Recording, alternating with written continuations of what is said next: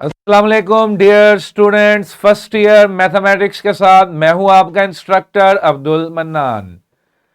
Chapter number 8 fundamental laws of trigonometry हमने start किया। सबसे पहले हमने odd functions and even functions को डिस्कस किया और ये डिस्कवर किया कि कोस और सीकेंड इवन फंक्शन है और इसके अलावा बाकी तमाम ट्रिग्नोमेट्रिक फंक्शंस ओड हैं। फिर हमने फंडामेंटल लॉज को ड्राइव किया, एक लॉ जियोमेट्रिकली ड्राइव किया, बाकी सबको उसके रिजल्ट से डिड्यूस किया। फिर फंडामेंटल लॉज को बुनियाद बनाते हुए हमने हाफ एंगल, डबल एंगल और सिंगल एंगल के फार्मूलाज ड्राइव किए।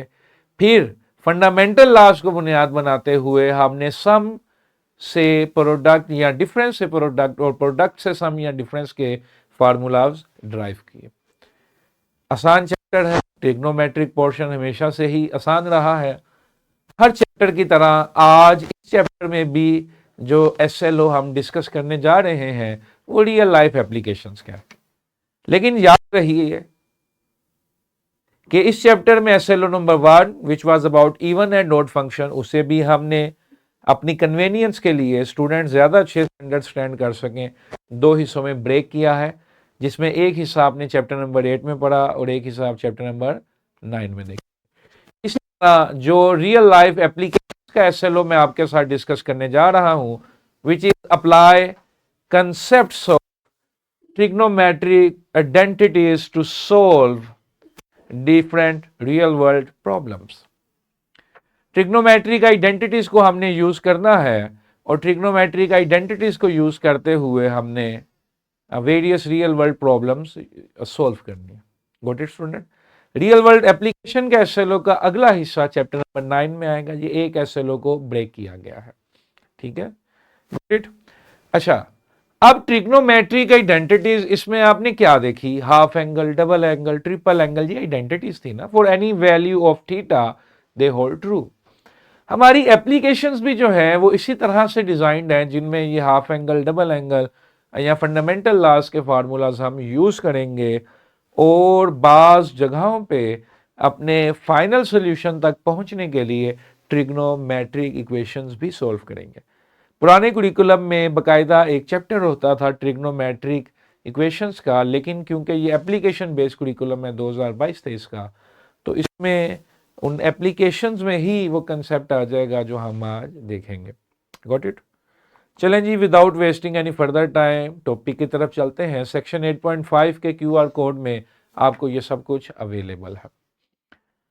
ट्रिग्नोमेट्री की शाखें हर जगह है, हर जगह पर इसकी एप्लीकेशंस एक्सपेंड हैं। फिजिक्स में, इंजीनियरिंग में, आर्किटेक्चर में, एस्ट्रोनॉमी में।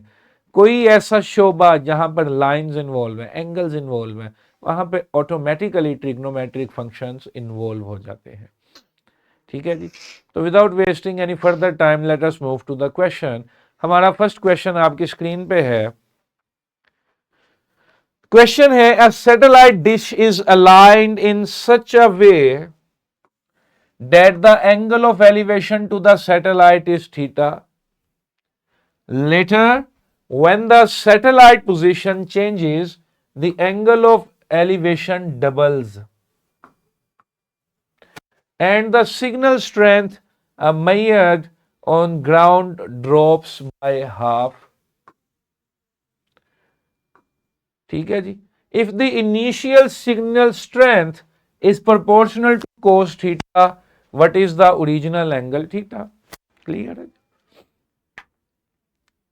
Got it? स्क्रीन कर दीजिए। अच्छा जी, इसमें कोई वैल्यूज नहीं है, सिर्फ स्टेटमेंट है कि signal strength is proportional to the cos theta.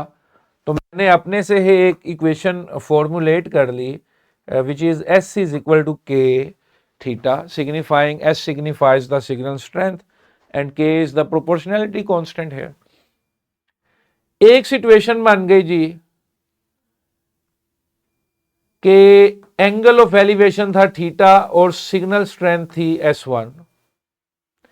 एक सिचुएशन हमने ये बना ली, S1 इज इक्वल टू के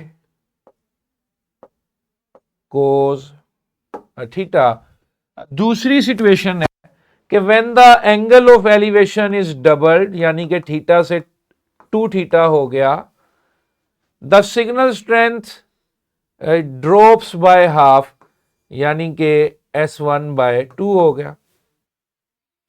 इधर से मैंने एंगल डबल किया, उधर से मेरे पास सिग्नल स्ट्रेंथ जो थी वो हाफ हो गई। ये जो भी एक प्रोपोर्शनैलिटी का रिलेशन हमें मेंशन है वो हमने यूज किया। ठीक है जी, स्क्रीन पे रखिए ज्यादातर जब क्वेश्चन सोल्व कर रहे हैं। अब एक इक्वेशन मेरे पास है, standard S1 is equal to के कोस थीटा। दूसरी इक्वेशन मेरे पास है कि एंगल मैंने किया डबल, उधर से सिग्नल स्ट्रेंथ हो गई हाफ। अब मैं दोनों को क्या कर देता हूं,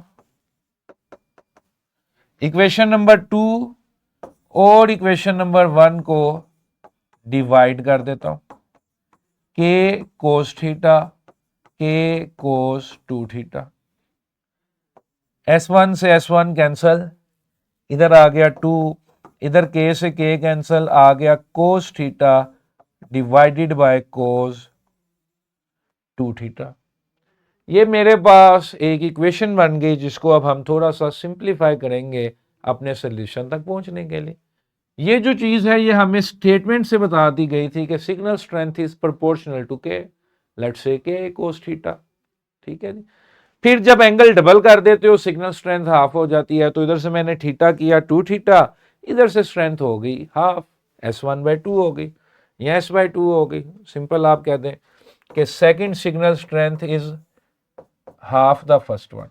ठीक है जी, जैसे मर्जी इसको कह दीजिए। अब मेरे पास है 2 is equal to cos theta divided by cos 2 theta.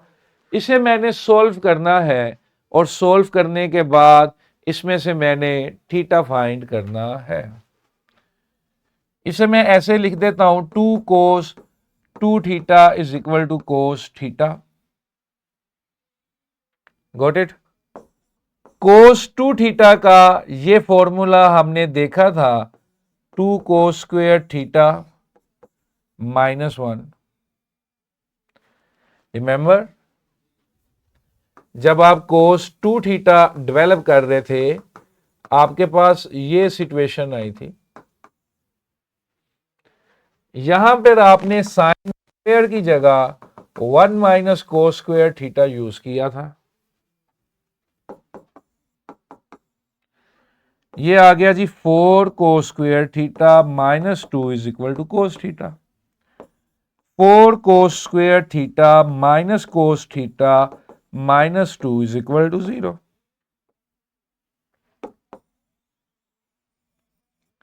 ठीक है जी। इस चीज की तरफ मैं आप सबका ध्यान लाना चाहता था जो मैंने क्वेश्चन में भी जिक्र किया। Now you can see this is a trigonometric equation as it involves trigonometric functions, और सेकंड डिग्री की इक्वेशन है जिसमें से मैंने क्या हाईलाइट करना है, थीटा। अब ये कैसे सोल्व करेंगे आइए देखते हैं। अपनी आसानी के लिए मैंने क्या किया, लेट कर लिया x is equal to cos theta.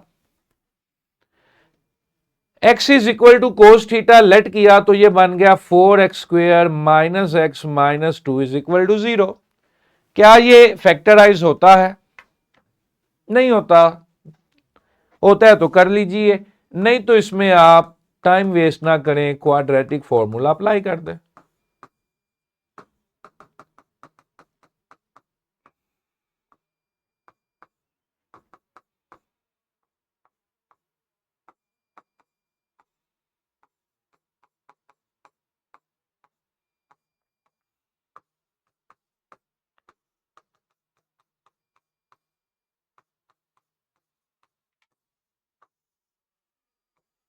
Got it. सीधा सीधा क्वाड्रेटिक फार्मूला जो है वो अप्लाई कर दें।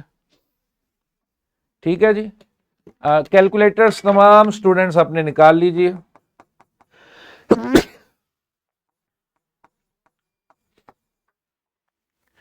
दो वैल्यूज यहां से हम x की निकालेंगे, पॉइंट्स में ही निकालेंगे।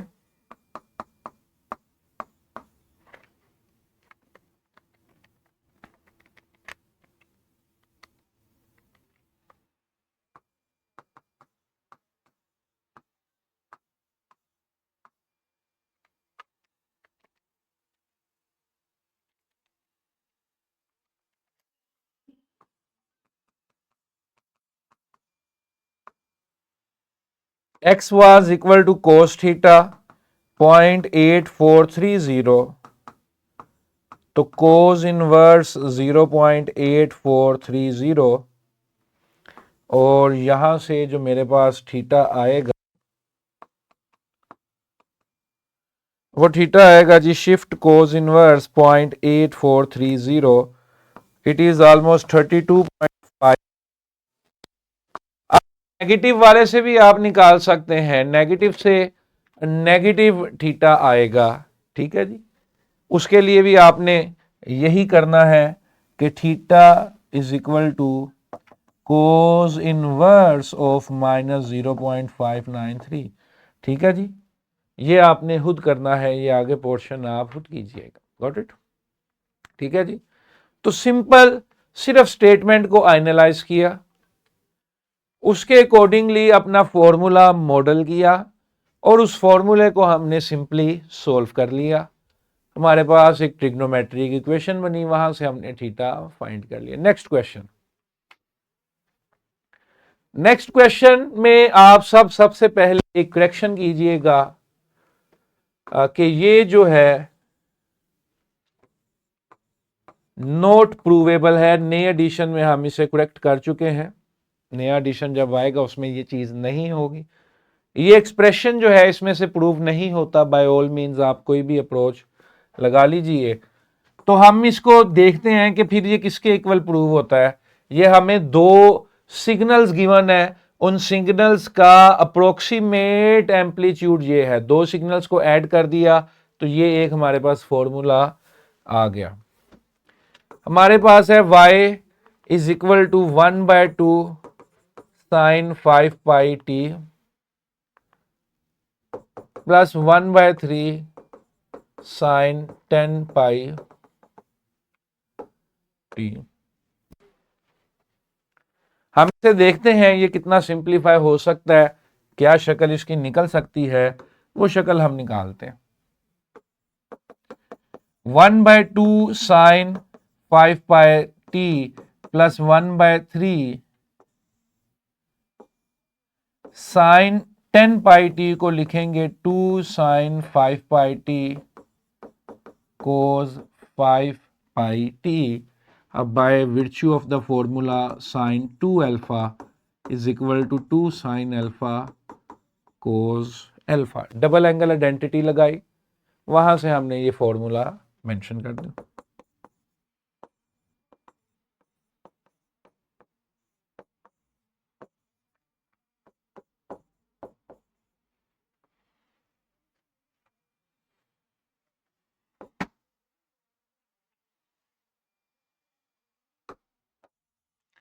फिर हमने 1/2 sine 5 pi by t common लिया, ये चीज 1 बन गई, ये 2/3 और 2 4/3 और ये आ गया जी कोस 5 पाई टी। अब इसे मैं कोस की किसी भी शक्ल में ले जाऊंगा तो वो सिचुएशन जो है वो कम्प्लेक्स ही होगी, सिंप्लीफाई नहीं होगी। तो यही इसकी सिंपलेस्ट पॉसिबल फॉर्म है, which is 1/6 sine 5 pi by t 3 + 4 cos 5 pi t. Got it? This expression simplifies to this result. तो ये जो नया एडिशन है उसमें ये करेक्ट कर दिया गया है, तो कोई भी स्टूडेंट इससे बदोबदी जबरदस्ती वो आंसर बनाने के पीछे ना बढ़ जाए। Got it? Next question, screen please. In an amusement park, a rotating ride's arm lifts passenger to a height where the angle with the horizontal is theta. कोई झूला है, रोटेटिंग राइड है, उसमें उसका जो आर्म है वो लिफ्ट करता है पैसेंजर्स को एक सर्टेन हाइट तक, और जो हॉरिजॉन्टल डिस्टेंस है where the angle with the horizontal यानी कि एक्स के साथ जो एंगल बन रहा है that is theta. Later the ride speed is reduced and the angle is halved if the horizontal distance to the passenger from the center of ride changes from 30 to 20 meters. What was the original angle theta? ठीक है जी, what was the original angle theta. अब इस situation को model करने की कोशिश करते हैं, इसकी डायग्राम बनाने की कोशिश करते हैं। ये झूला है, झूले का बाजू पैसेंजर्स को लिफ्ट करता है up to a certain height, let's say that height is h, और जो उसका हॉरिजॉन्टल डिस्टेंस है उसको मैंने कह दिया x। हॉरिजॉन्टल डिस्टेंस को मैंने x कह दिया और हाइट को मैंने h कह दिया, और जो एंगल था उसे मैंने थीटा कह दिया। Got it. अब हम जरा वैल्यूज लगाकर ये हाफ एंगल, डबल एंगल, जो भी सिचुएशन है इसको समझते हैं। If the horizontal distance to the passenger from the center of the ride changes from 30 meters to 30 meter, what was the original angle? ठीक है जी, पहले थीटा था, बाद में थीटा बाय 2 हो गया। तो अगर मैं इन दोनों को रिलेट करने की कोशिश करता हूं, हॉरिजॉन्टल डिस्टेंस मेरे पास x हो गया और हाइट मेरे पास h हो गई, और हाइट हमारे पास सेम है, ये होगी आर्म्स लेंथ r। तो अगर मैं फार्मूला लगाता हूं that is x over r is equal to cos theta. मैंने कोस इसलिए बनाया क्योंकि जितने भी ये हाफ एंगल, डबल एंगल के अंडर रूट वाले फार्मूलाज हैं वो सारे किसकी शक्ल में है, कोस की शक्ल में। अगर हम टेंजेंट बनाते तो फिर हमें दोबारा कन्वर्जन ही करनी पड़नी थी। तो ये झूले का बाजू हो गया, ये उसकी हाइट होगी, ये उसका एंगल हो गया। जब एंगल थीटा था तो कितना हॉरिजॉन्टल डिस्टेंस था, 30 is equal to r cos theta. ये इक्वेशन नंबर 1। इक्वेशन नंबर 2 कहां से बनाएंगे कि अब जो है हॉरिजॉन्टल डिस्टेंस जो है वो 20 हो गया और जो एंगल था वो हाफ हो गया। अब आर लेने का एक फायदा ये भी हुआ ना, जब वो हॉरिजॉन्टल डिस्टेंस कम करेगा उसकी हाइट भी कॉम्प्रोमाइज हो जाएगी। तो मैं कैसे इक्वेशन सोल्व करूंगा अगर मुझे एच भी निकालना पड़ जाए। तो इसलिए आर्म्स लेंथ लेने का ये फायदा होगा कि वो झूला इतना उठे, उसकी जो आर्म लेंथ है वो क्या है, सेम है। उसे सिर्फ डिग्री चेंज करने है ना, बाजू तो वो एक जितना ही है। ये होगी जी इक्वेशन नंबर 2। थर्ड स्टेप में हम क्या करेंगे, दोनों को डिवाइड कर देते हैं। 30 divided by 20 is equal to r cos theta divided by r cos theta by 2। अब देख रहे हो फायदा आर लेने का, cos theta divided by cos theta by 2। Got it. जो इसके नेक्स्ट चैप्टर में एप्लीकेशंस हैं, जो इस एसएलओ का नेक्स्ट हिस्सा अगले चैप्टर में, वो इससे भी कॉम्प्लेक्स एप्लीकेशंस हैं, ये सिंपल हैं, बिलीव मी। अब मेरे पास है 3/2 कोस theta divided by cos theta by 2। क्या करें, कैसे करें, चलें, एक तरकीब आई है। हम सब ने ये फॉर्मूला डिस्कवर किया था, cos theta by 2 is equal to 1 plus cos theta over 2। बाहर है, अंदर उसका डबल होता। Got it. अंडर रूट को खत्म करने के लिए हम क्या करेंगे, taking square on both sides. 3 का 9, 2 का 4, कोस थीटा का कोस स्क्वायर, और ये अंडर रूट के अंदर वाले पंछी अंडर रूट से आजाद हो गए।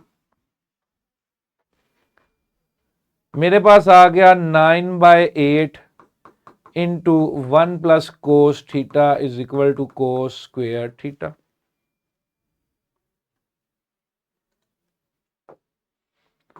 9 into 1 plus cos theta is equal to 8 into cos square theta. 9 plus 9 cos theta is equal to 8 cos square theta. 8 cos square theta माइनस 9 cos theta plus 9 is equal to 0। Here we have another trigonometric equation just for our convenience. Let x is equal to cos theta. We have 8x square minus 9x plus 9 is equal to 0.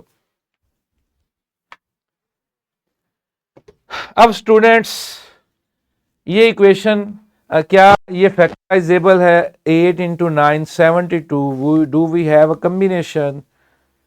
12 4 8 और 4 2 36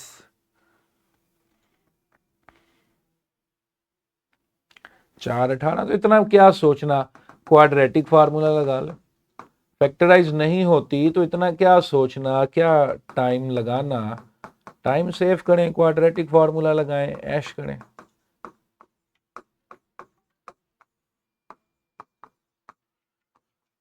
बाकी आपने खुद करना.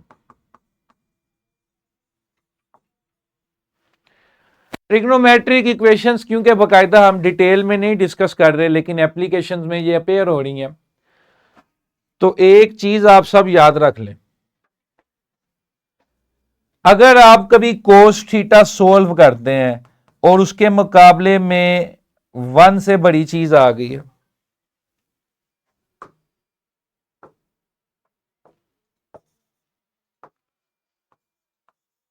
तो याद रखिए it is impossible.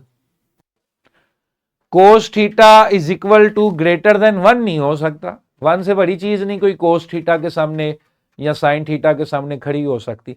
अगर आप इक्वेशन सोल्व करते हैं और आपके सामने कोई ऐसी चीज आ जाती है जो 1 से बड़ी है, तो इसका मतलब है इट इज अनसोल्वेबल. इसका सोल्यूशन एग्जिस्ट नहीं करेगा. आपने वो वैल्यू ले लेनी है जो लेस देन 1 है. अगर 2 रूट्स निकलते हैं क्वाड्रेटिक फॉर्मूला से और एक रूट जो है वो ग्रेटर देन 1 है, तो वो एक्सट्रेनियस है, वो निकलता ही नहीं, सोल्व ही नहीं होता. उसको आप निकालेंगे, कैसे करेंगे? ठीक है जी, गॉट इट. आगे चलते हैं. क्वेश्चन है, a Ferris wheel rotates such that the height h in meters of a point on the wheel can be modeled by the function h of t is equal to 30 sin 3t, where t is the time in minutes. Find the maximum height reached by the point on the wheel and time t when it first reaches this height. तो maximum height find करनी है. Okay. और वो maximum height किस time पे achieve होती है, वो टाइम आपने फाइंड करना. Got it. बड़ा सिंपल सा एक लॉजिक है. याद रखिए, जो भी ऐसा एक्सप्रेशन है जिसमें कोई ट्रिग्नोमेट्रिक फंक्शन मौजूद है, साइन, कोस, ऐसे एक्सप्रेशन की अगर फिजिक्स में भी बन गए, कोई आप फार्मूलाज पढ़ते हैं, रेंज ऑफ प्रोजेक्टाइल्स और ये वो. और by the way, range of projectile में डबल एंगल का कंसेप्ट मौजूद है. आप उसे जरा देखिएगा एक दफा जरूर. कोई भी ऐसा फिजिक्स में, मैथ्स में, केमिस्ट्री में, बायो में कोई ऐसा एक्सप्रेशन, कोई ऐसा फंक्शन जिसमें साइन या कोस अटैच हो, तो वो मैक्सिमम या मिनिमम उस वक्त होता है जब उसके साथ लगा साइन या कोस मैक्सिमम मिनिमम होता है. मेरी बात समझ रहे हैं? यानी कि अगर इस फंक्शन में साइन अपनी हाईएस्ट वैल्यू पे पहुंचेगा तो हाइट ऑटोमेटिकली हाईएस्ट हो जाएगी, मैक्सिमम हो जाएगी. साइन अगर अपनी मिनिमम वैल्यू पे पहुंचेगा तो ये हाइट भी ऑटोमेटिकली मिनिमम हो जाएगी, कम हो जाएगी. Got it. अब हमने मैक्सिमम हाइट फाइंड करनी है, तो मैक्सिमम हाइट के लिए मुझे साइन को उसकी मैक्सिमम वैल्यू पे लेकर जाना पड़ेगा जो कि 1 होती है. साइन के फंक्शन की मैक्सिमम वैल्यू 1 है, यानी कि साइन 3 थीटा इज इक्वल टू 1 अगर कर दूंगा तो हाइट जो है वो मैक्सिमम हो जाएगी. अब मुझे ये टी फाइंड करना है. ये टी कैसे फाइंड होगा? साइन उधर जाके साइन इनवर्स बना. Sine inverse of 1 is 90 degree. You can use your calculator. If you don't remember the values you can use your calculator. 3 उधर जाके डिवाइड हो गया, तो ये आ गया π/6।